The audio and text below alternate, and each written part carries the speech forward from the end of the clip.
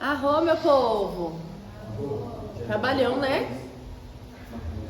Falei, a alma tava tão profunda que precisou saculejar, gente. Parece que passou um trator em cima de mim. É engraçado a gente fazer um trabalho de conexão com a alma e a gente perceber que o que mais nos atrapalha nessa conexão é a gente mesmo. É a voz que a gente dá para os nossos pensamentos. E o quanto eles gritam na nossa cabeça e fazem a gente ter uma falsa percepção de que é só isso que existe. São só os problemas. A nossa alma, ela é livre. Ela está aqui, acoplada nesse corpo físico, para passar por uma experiência. E essa experiência se desenvolve no divino. Então não tem como a gente se desenvolver no divino sem passar por essa experiência. E não existe certo e errado nessa jornada. Às vezes a gente acha, nossa, eu vou fazer tudo aquilo ali para dar certinho. Só que daí a gente vê, na nossa mente, deu tudo errado. Porém, o ponto final desse caminho geralmente é algo que me transforma. A gente julga errado algo que nos dói, algo que dói no outro, algo que acessa uma ferida, algo que verbaliza através da dor, seja ela mental, física, emocional. Mas a gente não vai conseguir colocar essas dores para fora se a gente não acessá-las. Coisa que a Ayahuasca faz com maestria. Ela nos mostra cada uma das dorzinhas para a gente poder acessar e realmente conseguir transmutar, conseguir transformar. Porém, somente uma nova experiência vai trazer esse aterramento dessa força dentro de nós.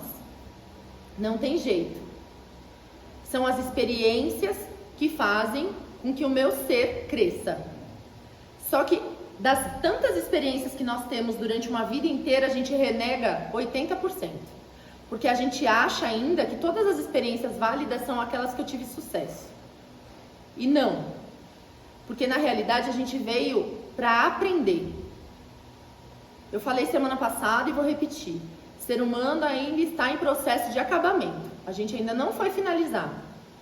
Os animais estão finalizados, o mineral, tudo que tem nessa terra está finalizado. O ser humano ainda está em construção. A gente está aprendendo a ser humano. E é difícil. É difícil quando a gente contempla uma parte espiritual.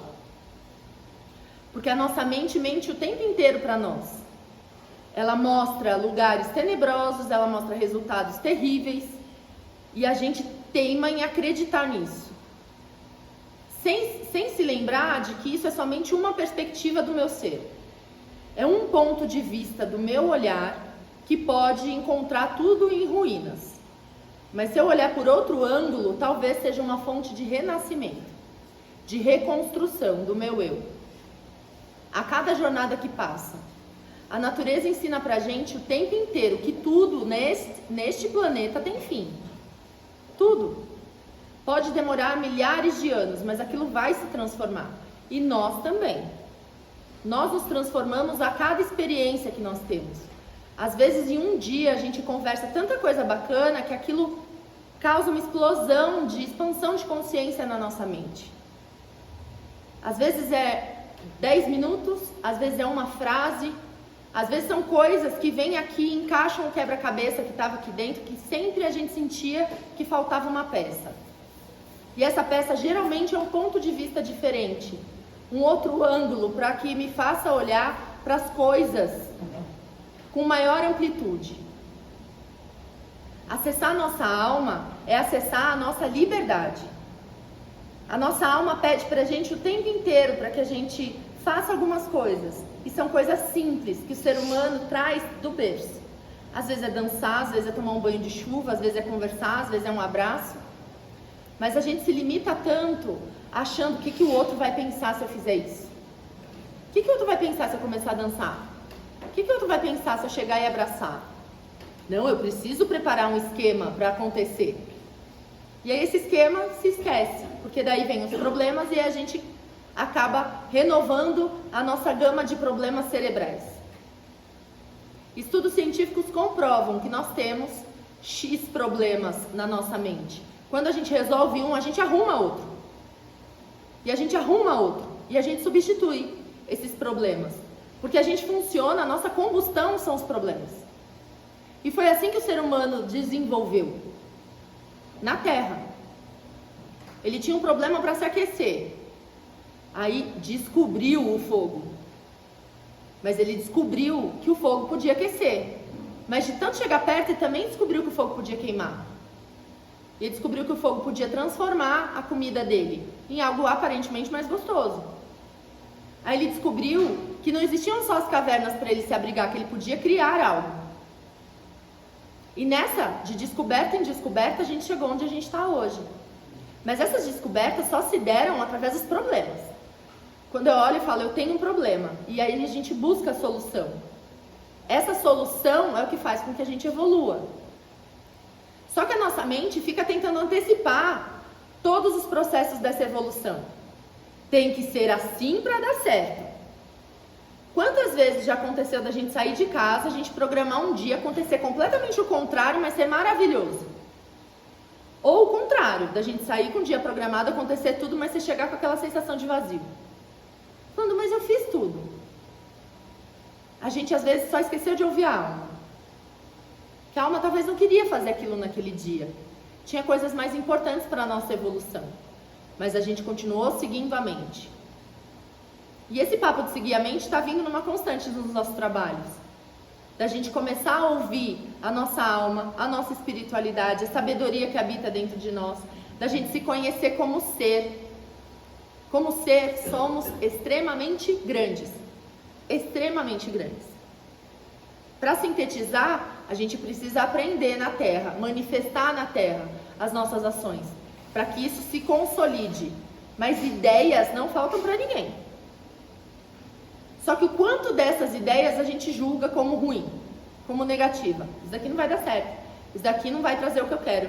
Isso daqui não vai me dar dinheiro. Isso daqui não vai ser saudável. Ah, é saudável, mas... Ai, meu Deus, vou ter que acordar 4 horas da manhã para malhar? Ai, mas eu vou ter que fazer isso, eu vou ter que fazer aquilo, eu vou ter que abrir mão do meu churrasquinho? A gente sucumbe aos desejos da carne, do corpo. A gente sucumbe aos nossos vícios. Meu corpo viciado em açúcar, meu corpo viciado em gordura, meu corpo viciado em glúten. Ah, esse é meu, tá? E aí dentro desse aspecto, ao invés da gente agir com consciência, não, a gente vai atrás de sanar as nossas vontades e os nossos desejos. Se as nossas vontades levassem a gente pra frente, tô falando de desejo carnal, tá, gente? A gente já estaria muito mais evoluído hoje. Muito mais. A nossa guerra, ela é interna. Ela é contra a gente mesmo. Tem um anjinho, um diabinho, tem sempre um diabinho que fica ali falando. Só que a sombra, ela é extremamente sedutora. Ela sabe por onde te pegar. E para que ela não seja iluminada, ela prefere te escravizar. Porque daí você não vai questionar ela. Você não vai questionar que a sua fome de doce pode ser um vício em açúcar. Ao invés de você preferir um doce da padaria, você podia comer uma fruta, por exemplo. E eu tô trazendo um exemplo bem do cotidiano, que é pra gente entender que tudo isso funciona todos os dias, a todos os momentos.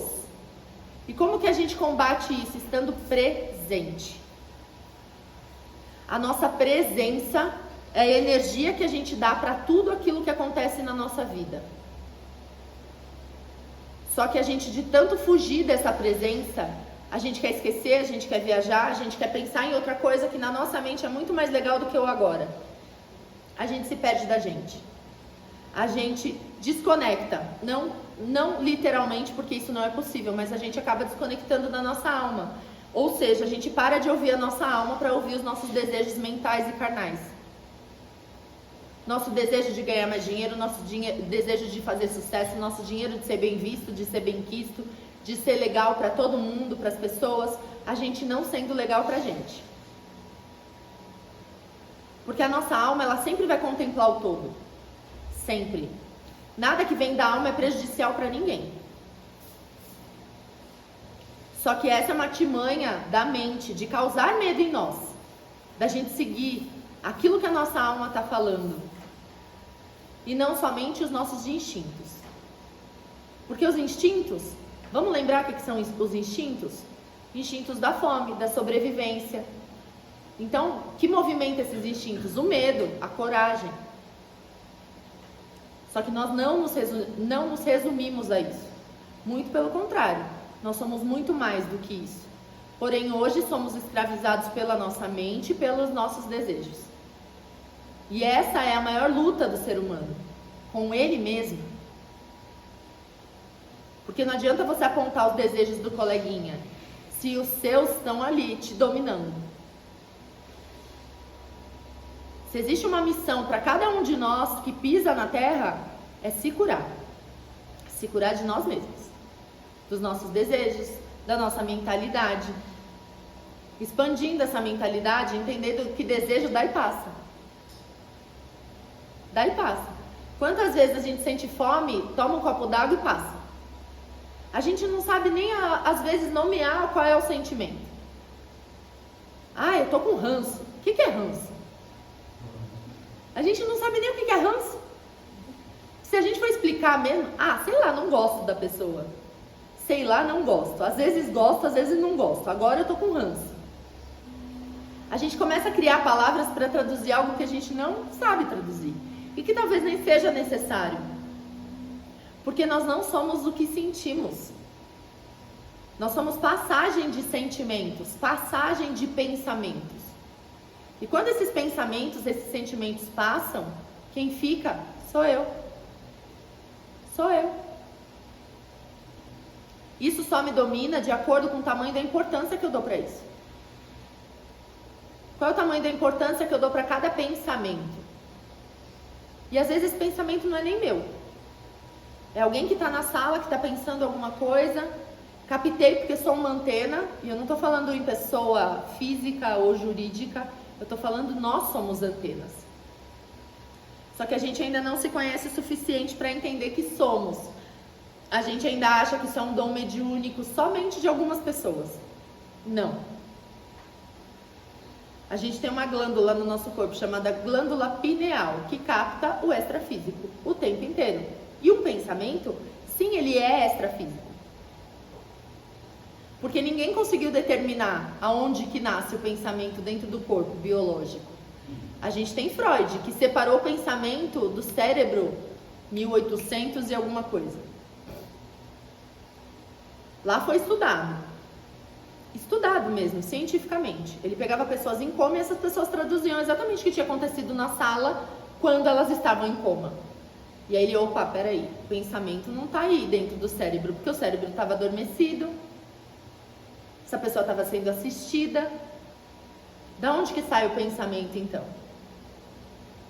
E aí ficou esse buraco negro na nossa mente, entendendo, o pensamento sai de algum lugar. A gente pode traduzir para um lugar espiritual? Pode. A gente pode traduzir para um campo de ideias que a gente ainda não localizou no campo físico? Podemos. A gente pode imaginar 500 milhões de coisas diferentes. Mas enquanto isso, é só imaginação. É só imaginação.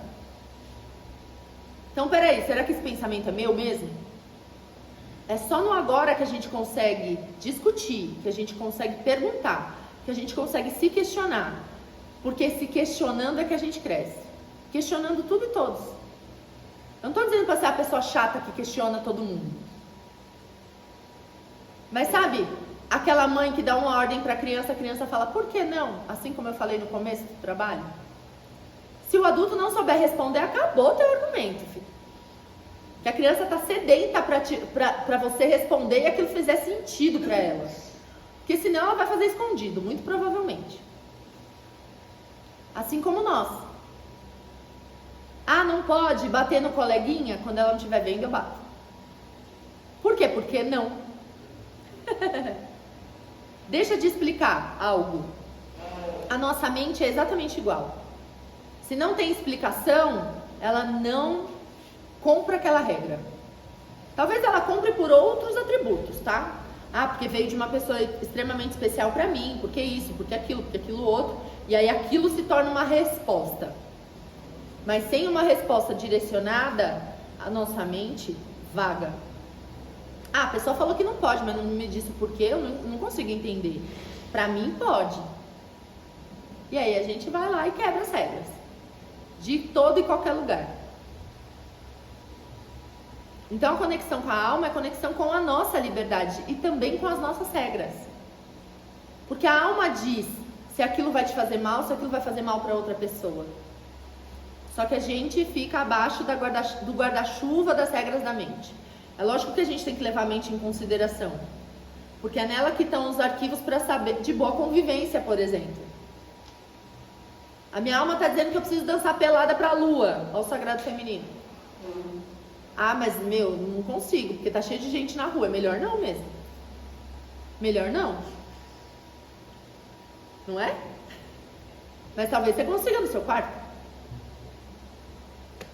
Abre a janela, vê a lua, dança pra lua. Tá tudo certo. Mas esses ímpetos da nossa alma sempre vão trazer alguma energia, algo que talvez esteja faltando na gente. Porque a alma, ela fala a linguagem da energia, que é o qual nós somos feitos. Nós somos energia.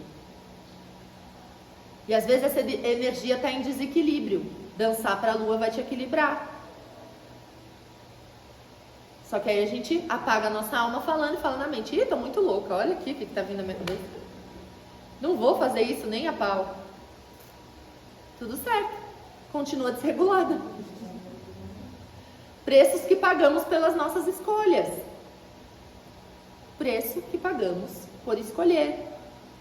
Prestar atenção no que eu estou escolhendo, da onde vem, qual é a fonte. É isso que vai fazer a gente crescer. Os porquês, da onde, por quê, para onde. Somos seres inteligentes.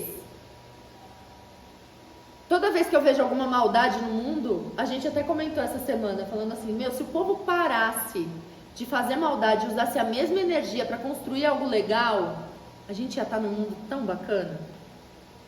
Porque o povo perde tanto tempo tentando prejudicar as pessoas, maldizer, amaldiçoar, enfim, por conta do próprio ego. Se a gente só parar e olhar para aquilo que a gente quer que cresça, acabou. Evolução vai estar numa esteira, a toda. Mas se a gente não consegue falar com o mundo inteiro, a gente fala numa sala fechada. Conexão com a nossa alma feita e muito bem feita. Cabe a nós agora abrirmos os ouvidos para ela, para o que ela diz, para o que ela pede. Porque ela é a manifestação espiritual de mim na Terra. A minha manifestação na Terra. Se eu ouvir, bom caminho andado. Queria agradecer a presença de vocês por esse trabalhão. Foi trabalho de responsa hoje. Gratidão, porque isso demanda firmeza, demanda retidão, e tudo isso foi demonstrado nesse salão no dia de hoje. Então, gratidão, meus amores. Arro! Arro!